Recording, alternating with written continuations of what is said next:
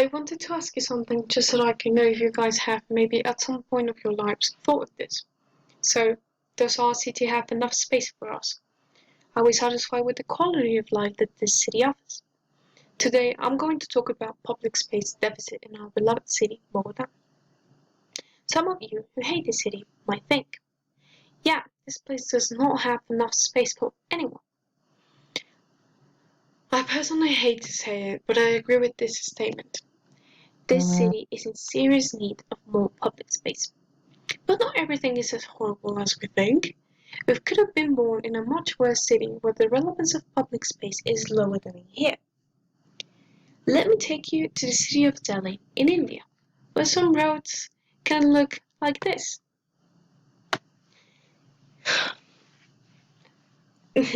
They are incredibly chaotic. Sidewalks magically disappear, roads get bigger, and it becomes a street where people must walk on roads. This can put pedestrians at risk, except for cars, of course. They can be in the middle of the road and not a single car would touch them. Coming back to our beloved city in Bogota, we can see that some streets can look like this. But of course, not all roads can be as good as these ones.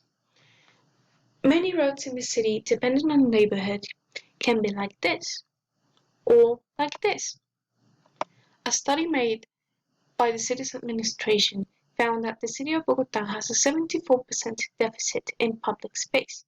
This is extremely high, and it explains why we as residents have dissatisfaction towards public space, hence the hate of some towards the city. The study was based on a decree that establishes the following.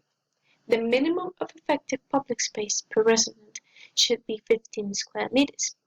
The thing is, the decree only refers to green spaces, but is directly linked with the design quality of our streets. On average, a resident of the city of Bogota has only 3.9% square meters. Now, this doesn't apply to all of us. This number can vary depending on the locality you live in. So, if you're lucky, this number can your quality of life is better than the rest of us. For example, if you live in a locality like Teusaquillo or Usme, the average of public space per resident is between 13 to 14%. Sadly, these two are the only ones that are the closest to fulfill this requirement. Localities like Antonio Nariño or La Candelaria don't have that much luck. They have the lowest number of effective public space per resident.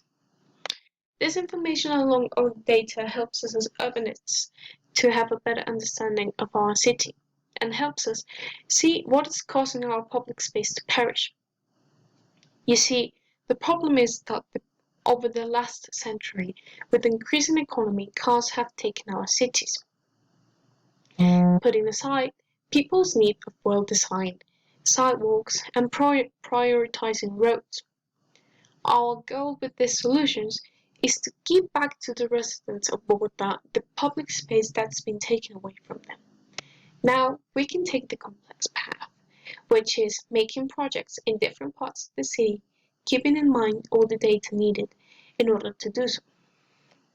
Or we can take the option where we can invite people and make them part of the change. There's a strategy that was implemented in New York City that I think we can implement in Bogota. In New York City, they took a place that used to be a parking lot and converted it into this huge public space. The only two things that were necessary were paint and people's will to be part of this new initiative. We can take such an easy and affordable tool and use it to transform the way we live. If we implemented this simple strategy in Bogota, I assure you that there will be problems. But people will be grateful with the results. It only takes some council paint and people's will and interest in changing the space they live in. We as residents are the ones who can demand a better way of living. And if we become part of this new change, we can build a future where we have better public space for everyone. At the end, it's a good for myself as an individual, and it's a good for everyone. Thank you.